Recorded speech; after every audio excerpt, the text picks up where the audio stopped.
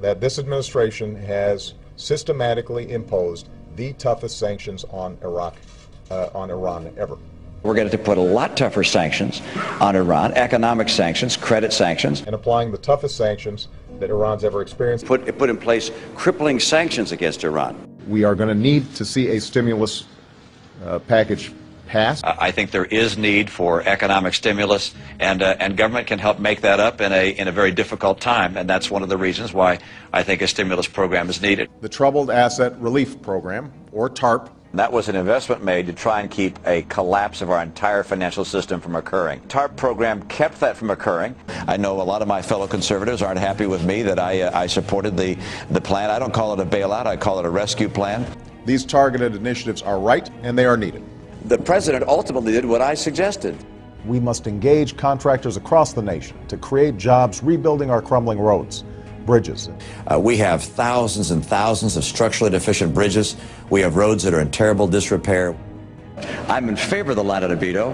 I exercised it 844 times.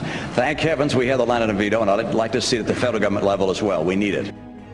He's a pretty skilled expert at dealing with recessions and depressions and studying how you avoid depressions.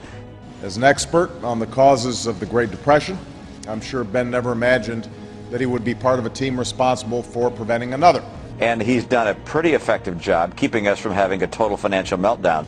And that is why I am reappointing him to another term as chairman of the Federal Reserve. Yes, I would have, and I do believe that it's appropriate.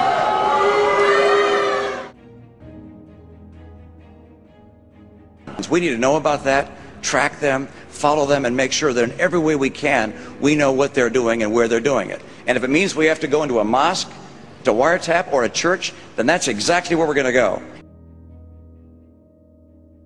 Tim Geithner is as sharp and as skilled a public servant as we have. I must admit that I was pleased. He's a person of accomplishment and skill. I think he's a very bright individual.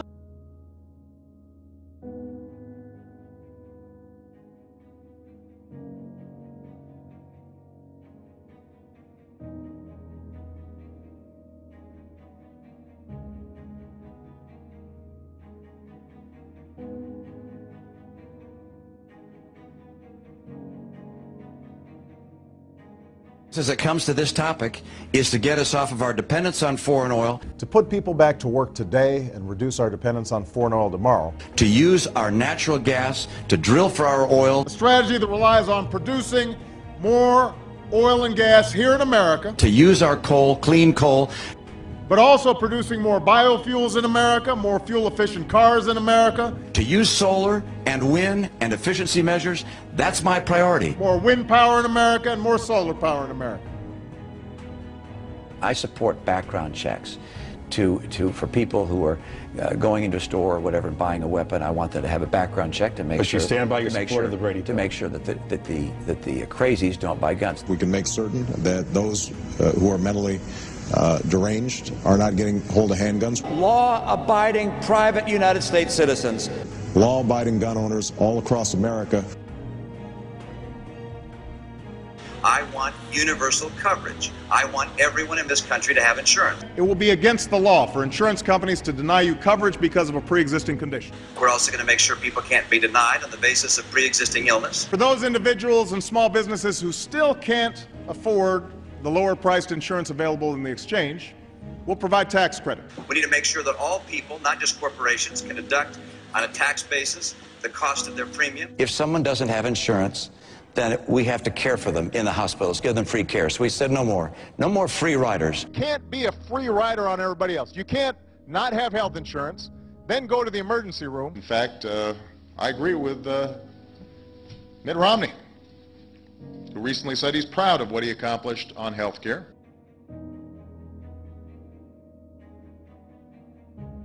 And as Commander-in-Chief, I have determined that it is in our vital national interest to send an additional 30,000 U.S. troops to Afghanistan. I think he's made the right decision with regards to Afghanistan in general direction.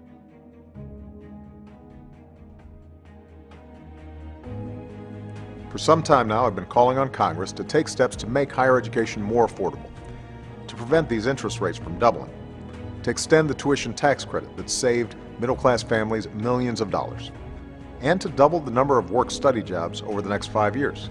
That particularly with the number of college graduates that can't find work, or that can only find work well beneath their skill level, I fully support the effort to extend the low interest rate on student loans.